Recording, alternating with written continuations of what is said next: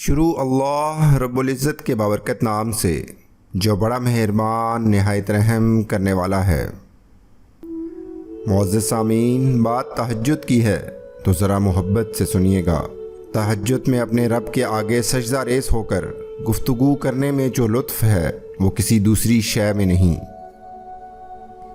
اے میرے اللہ، میں تیرا ہی محتاج ہوں، تجھ ہی سے مانگتا ہوں، کیونکہ مجھے یقین ہے کہ تو ہی میری حاجت روائی کرے گا۔ نصیب کی لکیروں کو بدل دیتی ہیں تہجد کی دعائیں، اور تہجد سے یہ تعارف تمہارا بے وجہ تو نہیں ہو رہا، آخر کچھ تو ہے جو ممکن ہونا ہے۔ بار بار اسے پکارو، بار بار جھولی پھیلاؤ، تاکہ وہ کن فرما کر تمہاری ہر فرمائش پوری کر سکے۔ تہجد تو اس نصیب سے بھی لڑ جاتی ہے جس کے سامنے تمہاری دعائیں بے بس ہو چکی ہوتی ہیں۔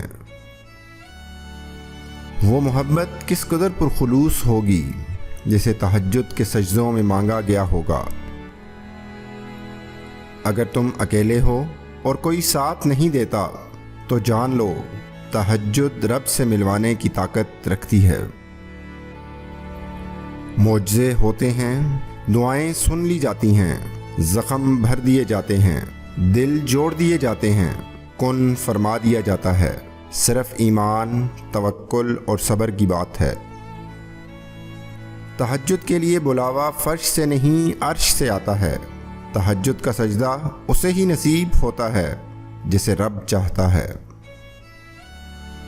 تہجد کی سب سے بڑی طاقت یہ ہے کہ تہجد تمہارے دل کو اللہ کی طرف موڑ دیتی ہے، پھر انسان کی طلب نہیں جگاتی، بلکہ پھر اللہ سے ملاقات کی طلب سونے ہی نہیں دیتی، پھر بس اللہ سے محبت ہو جاتی ہے، بے پناہ محبت۔